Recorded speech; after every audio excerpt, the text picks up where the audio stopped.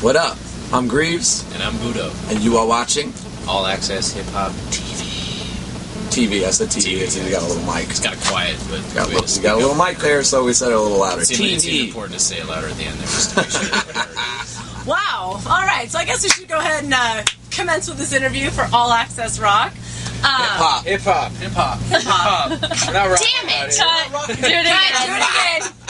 Ready? She's been doing All Access She got Rock. distracted by that deal down. That's what it was. All Access deal. Nunchuck. Rock and roll. All Access Hip Hop. Here we are coming to you live from the fantastic tour bus. Yeah. Bus actually. number 70. Bus number 70. I'm here with Grieves and Budo. And why don't you guys go ahead and tell me how your experience has been with Warped Tour thus far? I got beer. Warped Tour has been great because for us, like, I think Josh had been to a Warped Tour when he was like 11 or something like I that. almost had a panic attack and I never went back.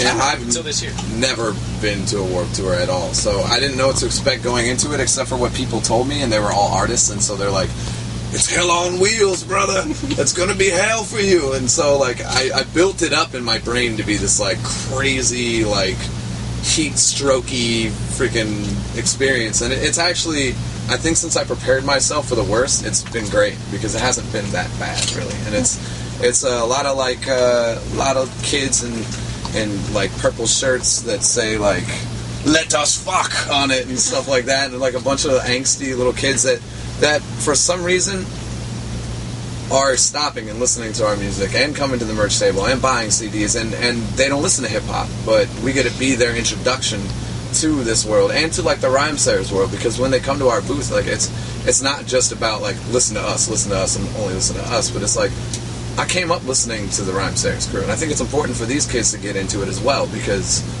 that's kind of what we're out here doing, and if they support all of us, it's better than just supporting one of us, because that way we can do everything that we want to do. And I think it's good.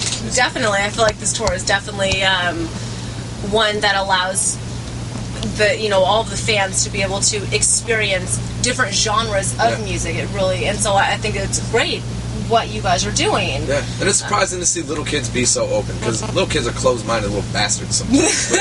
These guys they're pretty open with it, and I really like it, and it's been surprising me every day, because we'll see an empty crowd when we start. There'll be like 5 people at the front, and there'll be like 300 by the time we end, and it's all people that walk by and stop. Well, I definitely feel like this San Diego stop, I've seen a ton of free-spirited people. Would be the ones, you mentioned about how kids are going around. You mentioned how kids are going around with, fucked, body painted across their chest. It's a little bit disheartening or free to see, like, sex. But it's really like, I don't know what that means.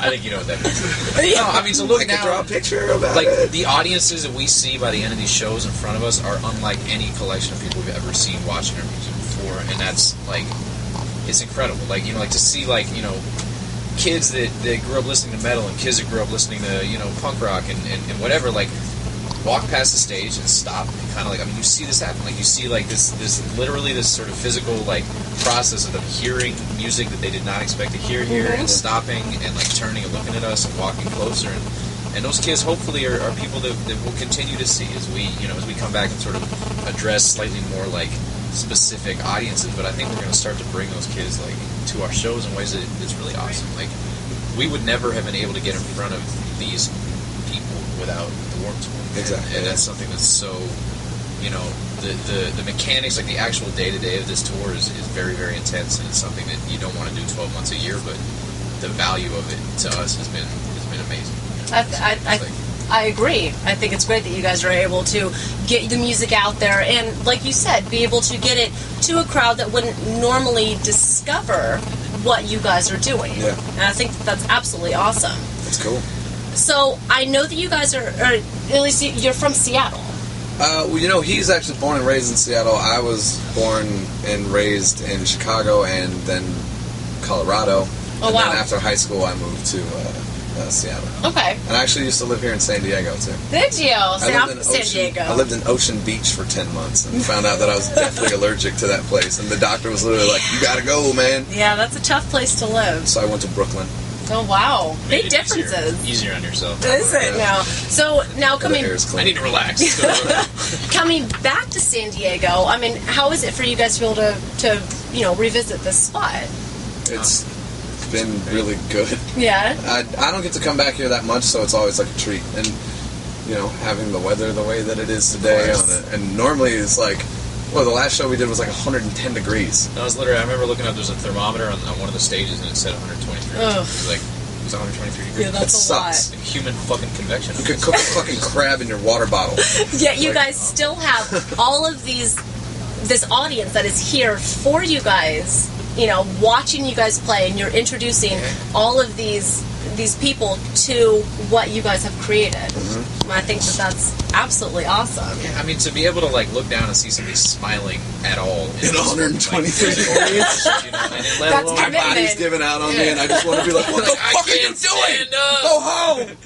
That's definitely No, it's commitment. really, I mean, as much as as tough as it is for us to get up and play music in heat like that, those fucking kids are out there all day long, standing up, walking from show to show.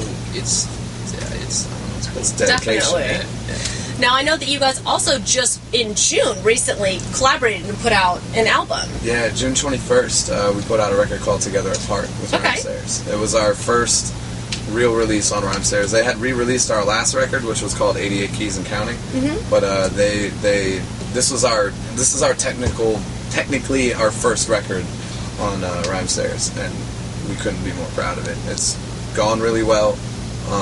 We've made the record that him and I have been trying to make for the past 4 years, as far as sonics go and layering goes. It's what we wanted to do, and we did it, and I'm pumped.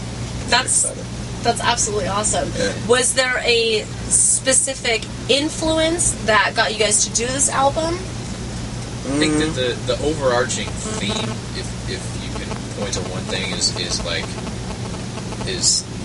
the fact that the record was made over the course of 2 years while we were touring insanely heavily, and so we kind of found these little bits of pieces of time to sit down and be creative, and there's a lot of life stuff that kind of gets weird when you're living like this, and I think there's a lot of that in the record, and that's kind of to me that's the prevailing tone of what's going on is this transition, and I don't know, from a writing perspective, I think it's you kind of this might sound weird, but it's you growing up.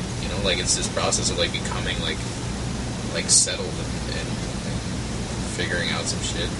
It's a cool record. That's also, everyone really definitely appreciates albums that people just put their heart and soul into, and it definitely sounds like that's what you guys did with this recent one. Yeah, it's very much like that. It's a very personal record. It's a very in-depth look into the way that kind of both of us were feeling at that time.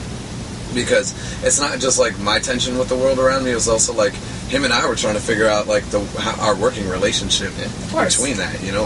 So it's just all that. You can hear it in the music, you can hear it in the lyrics, you can hear it in the transition of the songs. There's a lot of tension and a lot of turbulence in those years. Just because you work so hard to get something, and then when you get it, you can't stop working, so you don't really know what's going on. It's just you have it, but now you can't stop working for it. It's not like it's yours to hold on to. You got to work twice as hard to have it, and no one ever taught you to be that way. So it's it's real confusing. You have to figure yourself out while maintaining what you've been doing and learning how to do it in a new way. It's hard. Definitely. So, but that's what makes you guys. That's what drives you guys to keep doing what you're doing and keep creating what you guys are creating.